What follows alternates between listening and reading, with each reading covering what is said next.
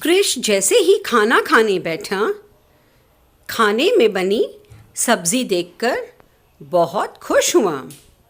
अरे वाह माँ, यह तो आपने मेरी पसंद की सब्जी बनाई है। आप दुनिया के सबसे अच्छी माँ हैं। माँ कहती है, अच्छा तो ये बात है। तो आज कृष भी दुनिया का सबसे अच्छा बेटा बन के दिखाएगा। कहो बेटे, दिखाओगे ना? कृष कहता है, हाँ माँ, ज़रूर। तो माँ कहती है, तो चलो खाना खाने के बाद कल होने वाली परीक्षा के सारे प्रश्नों के उत्तर मुझे लिख के दिखाओ। और ठीक उसी प्रकार कृष खाना खाने के बाद माँ के सामने बैठकर उन प्रश्नों के उत्तर लिखने लगता है। जब कृष्ण उत्तर लिख रहा होता है, ठीक उसी समय उसका दोस्त रवि आ जाता है, क्योंकि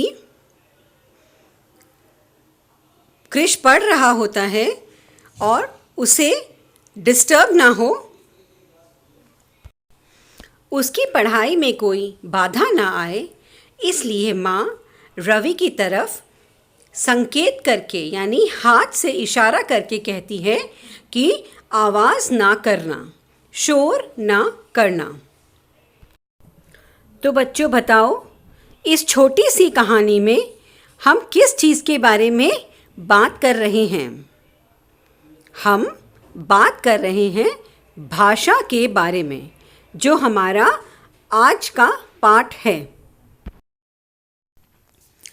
मन की बात दूसरों तक पहुंचाने और दूसरों की बात को समझने का साधन भाषा कहलाती है। भाषा के मुख्य दो रूप होते हैं, मौखिक भाषा और लिखित भाषा। आइए बच्चों, जानें मौखिक भाषा क्या होती है और लिखित भाषा क्या होती है। जब हम बोलकर अपनी बात दूसरों तक पहुंचाते हैं और दूसरों की बात सुनकर समझते हैं, तब वह भाषा मौखिक भाषा कहलाती है, या हम कह सकते हैं वह भाषा का मौखिक रूप होता है। ध्यान देने वाली बात यह ज़रूरी है कि मौखिक भाषा में बोलना और सुनना आता है।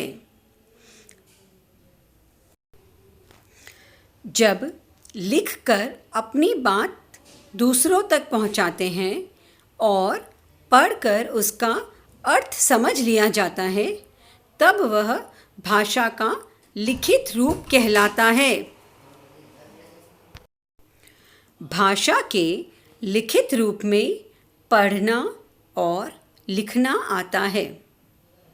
बच्चों, जब हम यह पाठ आगे पढ़ेंगे तो भाषा के बारे में और विस्तार से पढ़ेंगे।